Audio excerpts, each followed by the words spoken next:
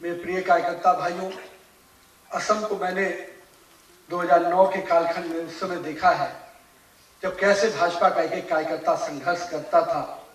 उस समय के कालखंड में हमारे उस समय 5 से विधायक हुआ करते थे और आज असम में भाजपा का वट वृक्ष इतना बड़ा हुआ है। इसका श्रेय अगर जाता है तो आप यहाँ पर बैठे हुए समस्त कार्यकर्ताओं को जाता है।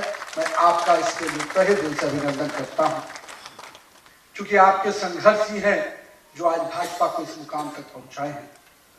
हमारे श्रद्धेय भारत रत्न अटल बिहारी वाजपेयी जी हमेशा नॉर्थ ईस्ट के प्रति उनकी संवेदना हमेशा दिखती थी और हमेशा कोई पहले प्रधानमंत्री थे जो नॉर्थ ईस्ट में असम में आकर रात्रि विश्राम किए हों। पहले के कालखंडों में लोग नॉर्थ ईस्ट को केवल एक राज्य का टुकड़ा समझते थे, लेकिन हमारे देश के प्रधानमंत्री उस समय के श्रद्धेय अटल बिहारी वाजपेयी जी ने कहा कि विकास के आयाम को अगर देखना शुरुआत करना है, देश के विकास को आगे देखना है तो नॉर्थ ईस्ट के विकास को जोड़ना पड़ेगा। और उन्होंने उसके लिए अलग डिपार्टमेंट बनाने की भी योजना बनाई और बाद में के कालखंड में हमारे प्रधानमंत्री नरेंद्र मोदी जी ने असम को आज और पूरे नॉर्थ ईस्ट को विकास के पटल पर जो आयाम तक पहुंचाया है, वो निश्चित रूप से एक एक नॉर्थ ईस्ट के कार्यकर्ता या जनता को अपने आप नेता पे गर्व होता है कि आज हम भी भारत के विकास के साथ कदम से कदम मिलाकर चल पा रहे हैं। हमारा भी इंफ्रास्ट्रक्चर आज उस स्तर का है जो हम देश के अन्य राज्यों की तुलना में दिख रहे हैं। मुझे कई राज्यों में जाने का मौका मिला था, क्योंकि राष्ट्रीय महामंत्री होने के नाते नॉर्थ ईस्ट के कई राज्यों में जाने का मौका मिला। मैंने देखा कि किस प्रकार से नॉर्थ ईस्ट के इलाकों में सुरक्षा को लेकर चिंता होती थी, विकास को लेकर चिंता होती थी। मैंने देखा कि उसके बाद के कालखंड में 2014 में जब माननीय प्रधानमंत्री जी ने इस असम को एक अलग ही नजर पर रखा और मुझे जो जानकारी मिली कि अब तक करीब 30 से अधिक बार प्रधानमंत्री जी नॉर्थ ईस्ट का दौरा कर चुके हैं 11 वर्षों में, तो आप सोच सकते हैं कि माननीय प्रधानमंत्री जी के हृदय में नॉर्थ ईस्ट कितना बड़ा स्थान रखता है। लेकिन हम सबको इस असम के विकास के चीजों की चर्चा तो हमारे सरकार के नुमाइंदे करेंगे, लेकिन कुछ ऐसी चीजें जरूर हैं जिसकी चर्चा आज इस मंच से मैं भी करना चाहता हूं। असम को हम लोगों ने वो दौर भी देखा जब किस प्रकार से अवैध घुसपैठियों को लेकर एक दौर चलता था।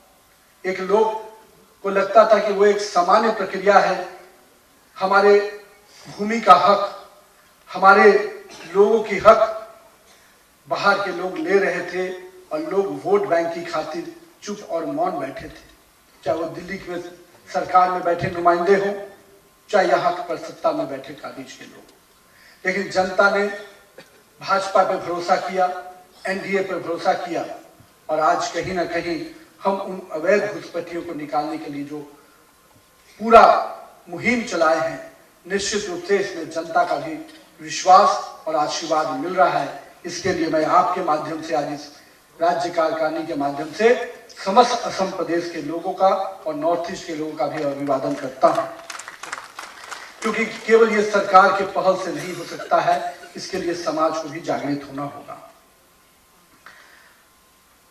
आज हम विकसित, समृद्ध और सुरक्षित असम की कल्पना को आगे बढ़ा रहे हैं। मैं आज से 2 साल पहले भी आया था। 2 साल पहले आया तो किस प्रकार से, मैं उस समय पथ निर्माण विभाग का मंत्री था, माननीय मुख्यमंत्री जी के साथ कुछ इंफ्रास्ट्रक्चर के प्रोजेक्ट को रात में हम लोग देखने गए और मुझे लगा कि आज असम में सड़क, ब्रिजेज और अन्य इंफ्रास्ट्रक्चर पर किस प्रकार से माननीय मुख्यमंत्री जी का विशेष ध्यान है।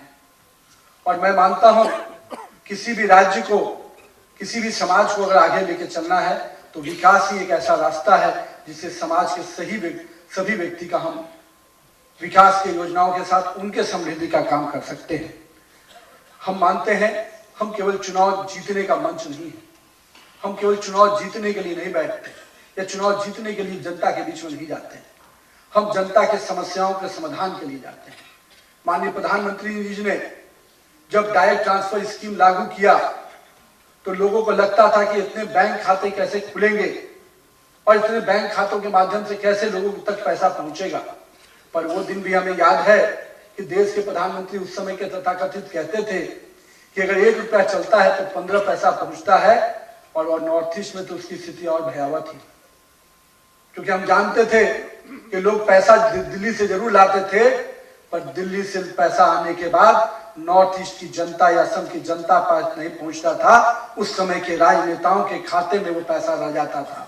पर माननीय प्रधानमंत्री जी ने जो योजनाओं की प्रक्रिया बनाई, उसका फल ये मिला कि आज हर गरीब के खाते में सीधे 1 रुपया अगर दिल्ली से चलता है तो 1 का 1 रुपया गरीब के खाते में पहुंच जाता है, नॉर्थ ईस्ट और असम के एक व्यक्ति को। क्या माहौल था उस समय का। लोग कहते थे कि भाई दिल्ली से पैसा लाएंगे लेकिन सड़क और रोड और बिजली में बनने नहीं देंगे। क्योंकि मैं कई समय उस समय दौरा में रहता था, लेकिन आज वो स्थिति नहीं है।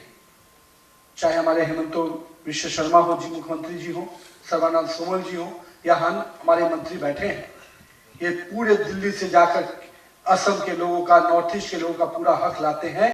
और देने वाला व्यक्ति भी नरेंद्र मोदी जैसा व्यक्ति तो बैठा है जो नॉर्थ ईस्ट के लिए दिल खोल कर काम करते हैं। आज इस अवसर पर कई अहम चीजें हुई हैं। मुझे आज असम के लिए जो बहुत बड़ा निर्णय केंद्र की सरकार ने लिया, मुझे लगता है क्योंकि असम पूरी तरह से एक सांस्कृतिक प्रदेश है जहां पर अलग अलग संस्कृति, अलग अलग ट्राइबल्स लोग पूरे सम्मान के साथ रहते हैं। हम चाय बागान के उन लोगों को भी देखते हैं जो हमेशा यहाँ के हरियाली के लिए काम करते हैं। हम जैव विविधता और सामरिक सीमा की सुरक्षा में भी जिस प्रकार से असम का योगदान रहा है वो हम सबको को याद है। लेकिन आज मेरे स्वागत की कड़ी में जिस प्रकार से अलग अलग समूहों के लोगों ने मुझे सम्मान दिया, कार्यकर्ताओं ने जिस प्रकार से सम्मान दिया, मैं आज उन कार्यकर्ताओं का भी बहुत बहुत अभिनंदन करता हूं। चाहे वो बिहू समाज डांस के दृष्टि से हो, बोडो के हो, मिसिंग हो, राधा झुमीर हो, तिवा हो, सानिया कचरी हो, गोरखा हो, ऐसे अन्य जो समूह थे, जिस प्रकार से आज गुवाहाटी के अंदर हमको देखने को मिला, मैं उन सभी समूहों का भी सम्मान करता हूं, अभिनंदन करता हूं। और यही भारतीय संस्कृति की विविधता है जो समाज के हर वर्ग, समाज के हर समूह को सम्मान भी देती है और उनके कलाओं को, उनके संगीत को, उनके संस्कृति को हमेशा बढ़ाने में लगती है। और इस दिशा में असम की सरकार ने हमेशा असम की संस्कृति को प्राथमिकता देते हुए असम के विकास में असम की संस्कृति, असम की प्रकृति कभी बाधा ना आए, उसको संस्कृति और प्रकृति को बचाते हुए असम का विकास को इस दिशा में लगातार आपने काम किया। इसके लिए मैं असम सरकार को बहुत बहुत अभिनंदन करता हूं। क्योंकि भारतीय जनता पार्टी हमेशा ये मानती है कि हम विकास को हमेशा प्राथमिकता देते हैं, पर अपने सांस्कृतिक विरासत को भी उसी प्रकार से बचाकर आगे बढ़ना चाहते हैं। क्योंकि सांस्कृतिक विरासत बची रहेगी तभी विकास के नए पैमाने हम गढ़ पाएंगे और विकास के नए आयाम बना पाएंगे।